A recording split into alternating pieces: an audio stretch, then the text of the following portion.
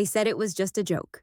That's what my sister told me days later when the laughter had already faded and the bruises of being forgotten still clung to my ribs like frost. It wasn't personal, she added.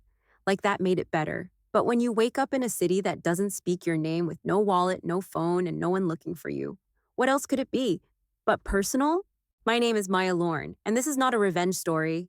It's about something quieter, something sharper. The moment you realize the people who should love you most enjoy your absence more than your presence. I wasn't always like this. I used to be the soft one, the understanding one. The kind of person who would tiptoe around conflict who'd rather pay the bill quietly than argue over who ordered the extra wine.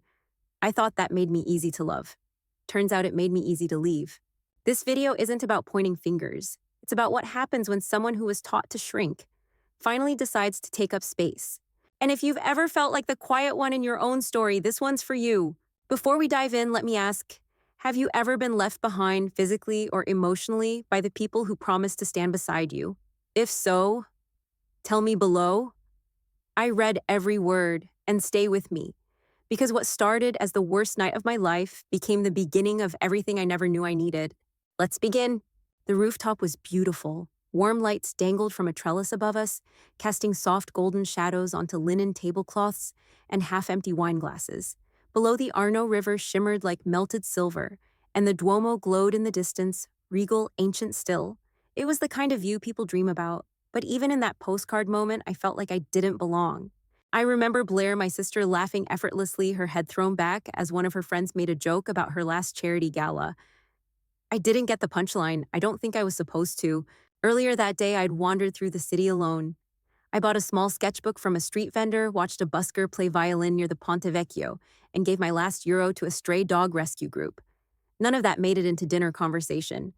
When I tried to share, someone interrupted with, "Wait, you went out alone that early," followed by, "Must be nice not to have real deadlines." I smiled. Not because it was funny, but because it was safer than defending myself. Again, looking back, I realized I was shrinking even in Rome. Blair used to say I made things heavier, that I had a way of changing the mood just by feeling too much. So I did what I always did. I tried to lighten the moment. I quietly covered the tip before she could argue, thinking it might smooth the edges. That's the trap, isn't it? Believing if you're just easy enough, people will stop trying to escape you. But kindness isn't currency, and love built on condition feels more like performance than safety. That night, as glasses clinked and cameras flashed, someone asked about my job. I said I worked with a legal clinic supporting survivors of domestic abuse. Dana, one of Blair's friends, blinked and said, "Wow, that's cute." Laughter followed. Not cruel, not loud, but dismissive. I felt it more than I heard it. I set my fork down, steadied my voice, and said, "It's not cute. It's crucial." Blair exhaled sharply. "There it is," she said, loud enough to hush the table. "You ruin every trip with your feelings. God, Maya, grow up." I left before dessert. The air outside was cool and soft against my skin, but I didn't feel relief. I felt erased. I didn't cry. I just walked pretending Florence's beauty could drown out the shame simmering in my chest. But shame doesn't dissolve in cobblestones or fairy lights. It clings. It whispers that maybe they're right, that maybe you are too much, too sensitive, too serious. But here's the thing, no one tells you there's nothing wrong with being the one who feels. It's the ones who refuse to see that feeling as strength who end up breaking what matters most. I thought I was walking away from a moment. I didn't realize I was walking toward the truth. Next came the vanishing. The door that wouldn't open, the name that wasn't on the reservation, the goodbye that no one said but everyone meant. By the time I made it back to the hotel, the sky had turned a bruised shade of blue, and the streets were quieter the way cities get, just before they surrender to sleep. I was tired not just physically, but in that quiet, worn-out way that comes from trying too hard for too long. I smiled at the front desk clerk, my voice steady, despite the storm beneath it. "Room 412, I said. He looked up, hesitated, then frowned gently. "Your party checked out about 30 minutes ago," he said. At first, I didn't understand. "Checked out?" "It didn't compute." "That can't be right," I said, forcing a smile. "I'm with them. I was just out." He looked apologetic. "They left a few bags for van pickup." No, I'm sorry." I ran upstairs anyway. The keycard didn't work. The hallway felt foreign, the room locked, and just like that, I wasn't a guest anymore. My bag, my passport, my charger, my phone gone. Blair had offered to hold them so nothing would get lost. And it turned out she meant me.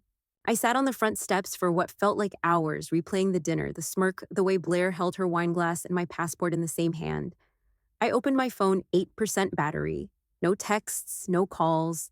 I checked the rental app. The van was already on the highway heading north. This wasn't an accident. This was choreography, a quiet, smiling exit where I wasn't just left behind, I was deleted. The message was clear: you don't belong here. Not just in Italy, in the circle, in the photo, in the family. And I think that's what hurt the most. Not the logistics of being stranded in a foreign country, not the fear, but the deliberate nature of it.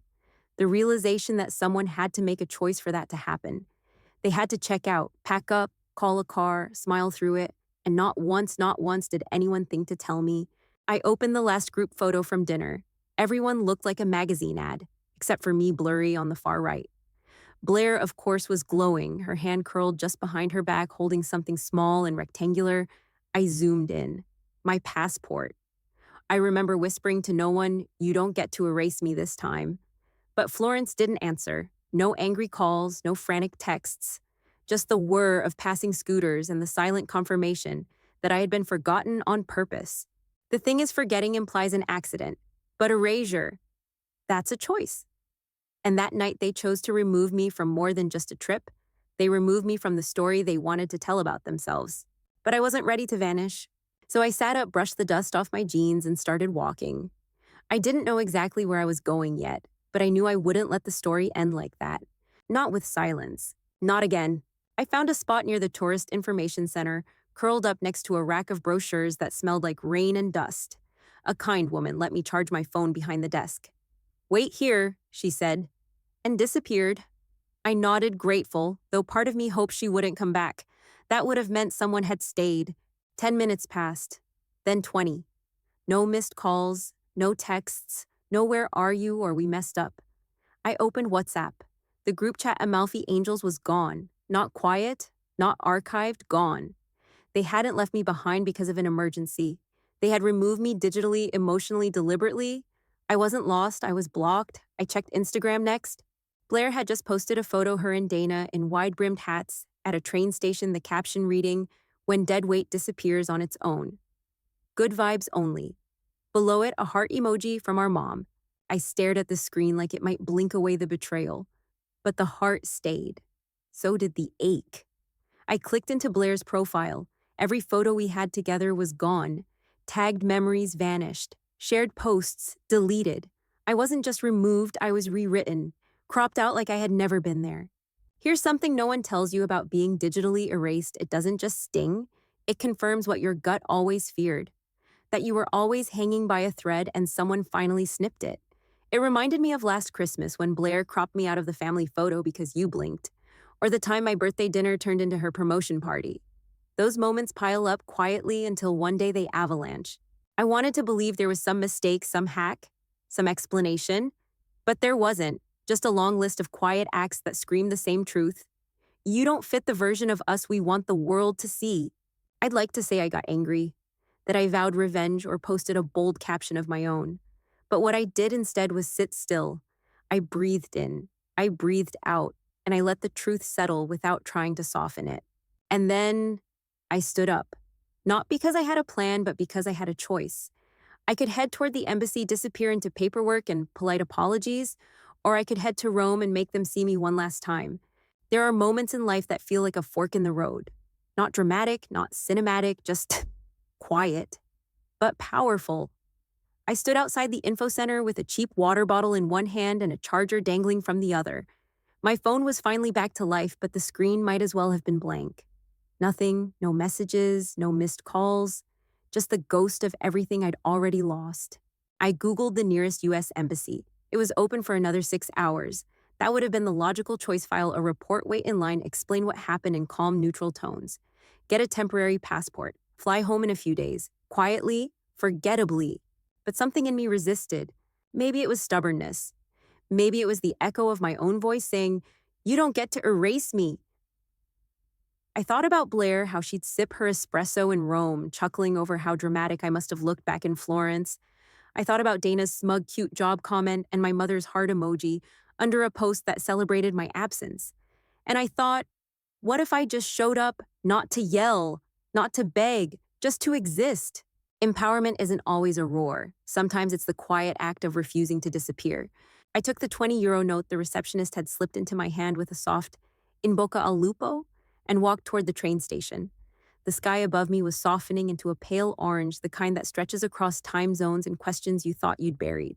At the station, I stood behind a couple arguing about seat assignments and a toddler clinging to his mother's scarf. The rhythm of strangers going somewhere calmed me. I didn't know what I'd say when I got to Rome. Maybe nothing. But I knew this. I wasn't going to let them finish a story they wrote without me.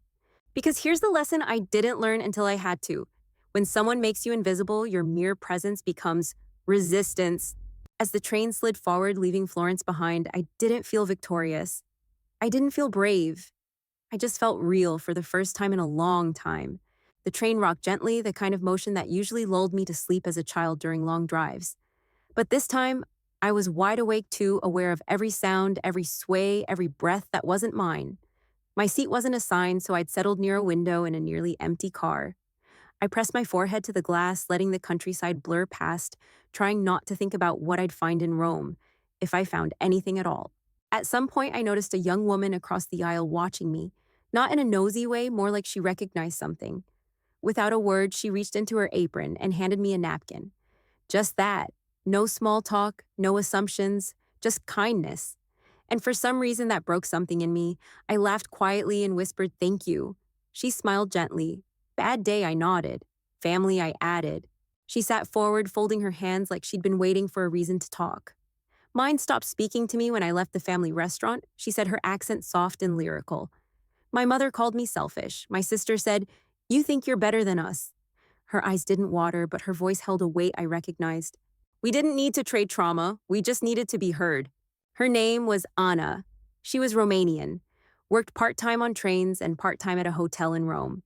She told me she once missed her father's funeral because no one had thought to call her. They said I would have made it all about me. She explained with a shrug that was more armor than apathy. I told her about Blair, about the group chat I was no longer part of, the caption, the heart emoji. She didn't say, "That's terrible." She didn't gasp or pity me. She just said, "Sometimes the people who raise you are the ones who resent you most." And I think that was the moment I stopped defending what had happened. I stopped looking for excuses to soften their cruelty. Her words weren't poetic, they were just true. When the train began to slow near Termini Station, she pulled a small note from her pocket. "If you need a place, I work here," she said, scribbling the name of the hotel. "I'm on shift tonight, ask for me." I thanked her, holding the napkin tighter than I meant to. Because sometimes healing doesn't begin with forgiveness. Sometimes it begins with a stranger who sees your pain and doesn't flinch. Rome felt different. It wasn't just the grandeur, the marble fountains, or the hum of scooters around narrow corners. It was the stillness I felt within myself. Like something had settled or maybe cracked, just wide enough for the truth to breathe. I made my way to the hotel Anna had written down, a sleek glass building tucked between embassies and espresso bars. I wasn't sure what I'd say. I just knew I needed to see them, not for closure, not even for answers, just to know I hadn't imagined it all. At the front desk, I gave Blair's name. The clerk blinked. "They're not accepting calls," he said politely. "Would you like to leave a message?" I shook my head. That's when I heard it. Wait. A voice behind me. I turned. It was Anna now, in a dark blazer, hair tied back, a name tag pinned to her lapel. She walked toward me quickly. "You're her sister, right?" she whispered. I froze. She reached into her pocket. One of them dropped this in the elevator. A hotel key card. Room 702. I hesitated only a second before taking it. The hallway smelled like expensive perfume and air conditioning. When I slipped the card into the lock and heard the soft click, my heart was louder than the door. I didn't step in. I stood just outside the threshold, tucked behind the doorframe, like a child overhearing something she wasn't meant to. Inside, I heard laughter. Honestly, Dana's voice echoed. "It's like a weight's been lifted." "Oh, please," Blair added. "She acts like some kind of martyr, but all she does is bring things down." Then Rhea chimed in. "Didn't your parents give her like 10 grand once, emergency money or whatever?" "Only because they felt guilty," Blair said with a snort. "I told them not to. She didn't earn it. She doesn't do anything." Their laughter was sharp this time, unapologetic. I stood frozen. Not from shock, but from confirmation.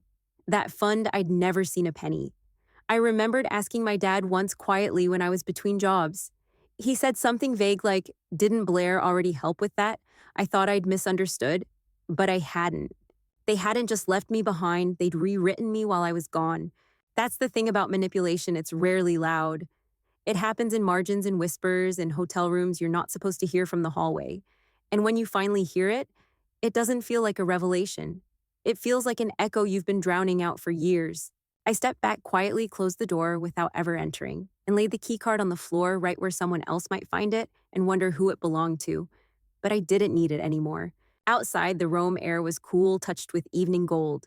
I didn't cry. I didn't scream.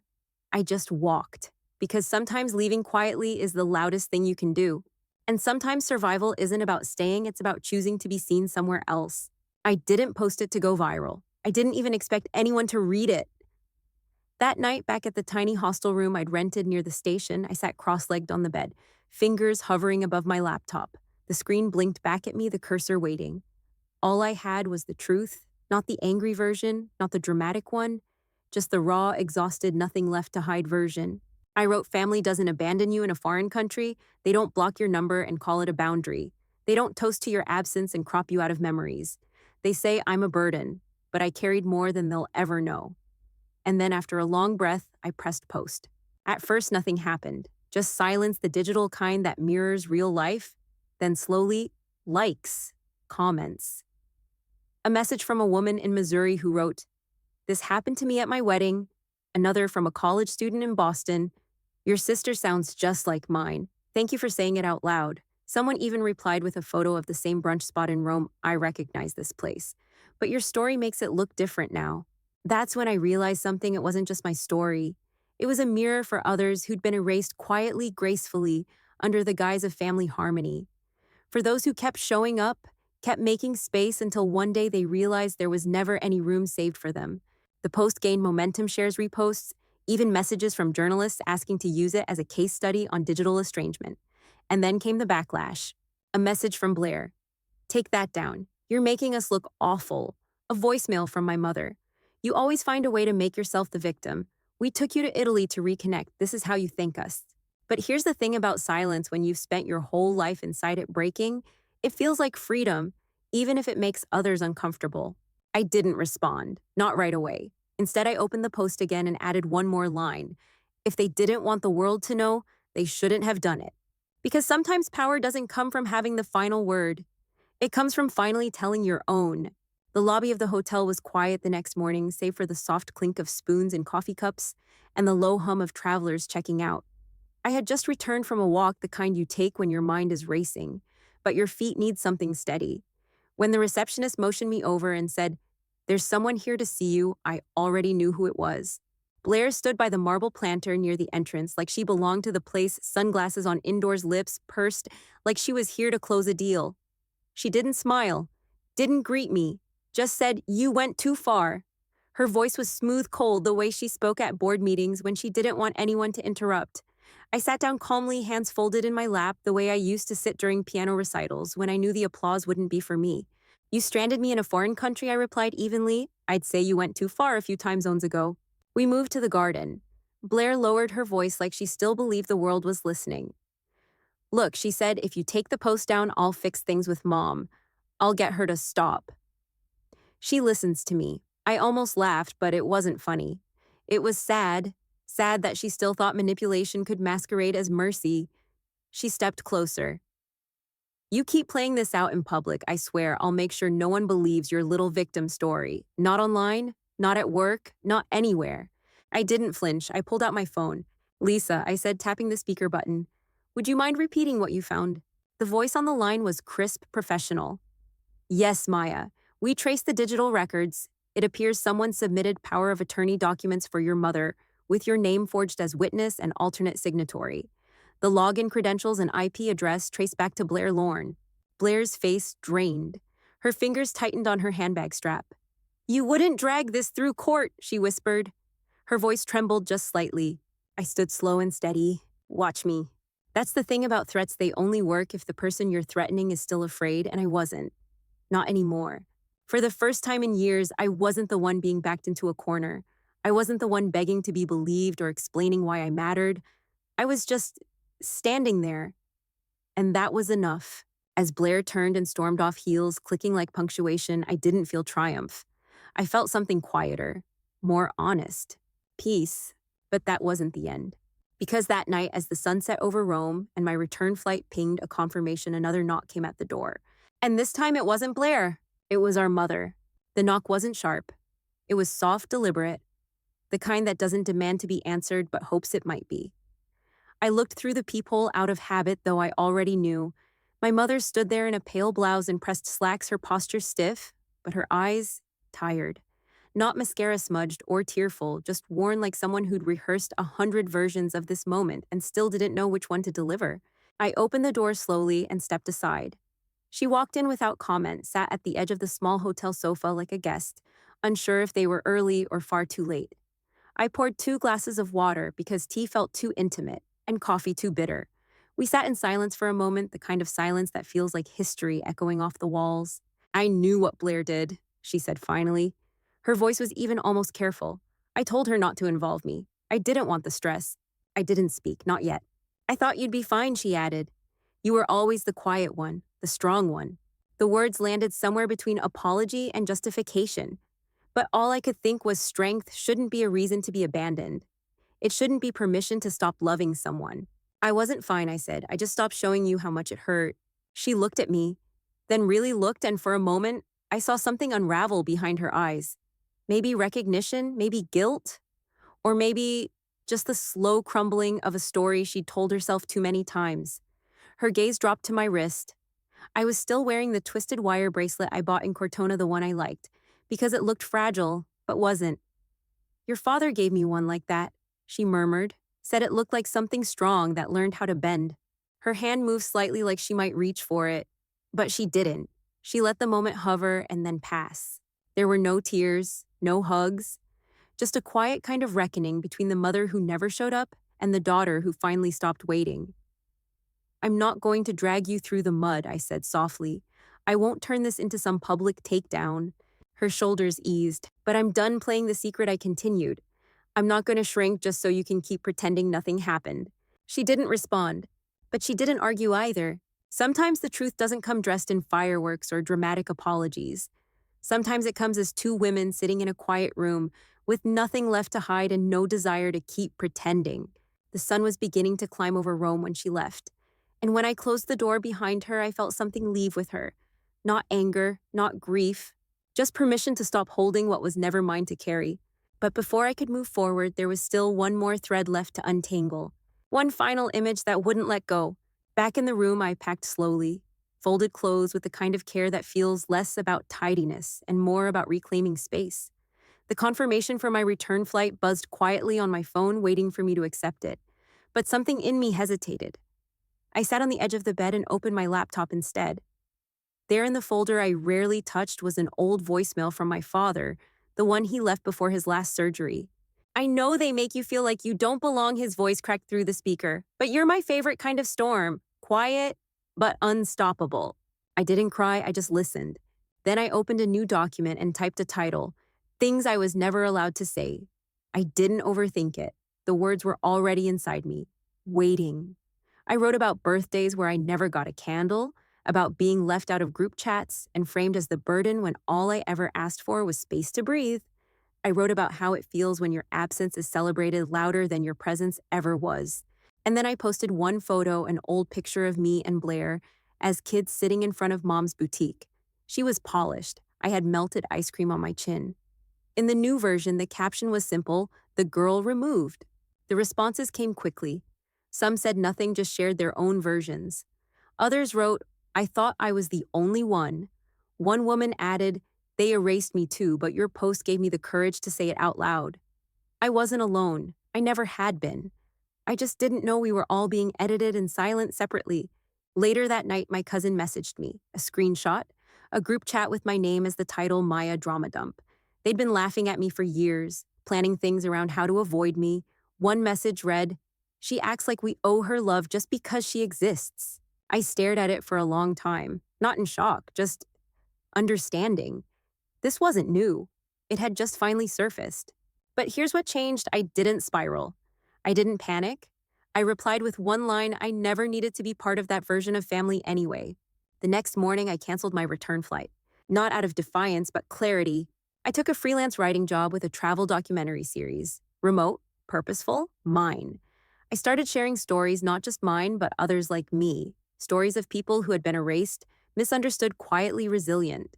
And I didn't go home, I went forward.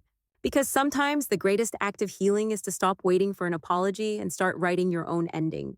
So tell me, if someone tried to erase you from your own story, what would you rewrite? If this story made you feel seen, if even a line of it reminded you of something you've carried quietly for too long, then this space is for you. Drop a comment and tell me what part hit home. I read every single one. And if you've ever been erased, overlooked, or made to feel like too much know this, your voice matters. Your story matters. You matter. Tap like if you believe in rewriting the narrative. Subscribe if you're ready to reclaim your voice.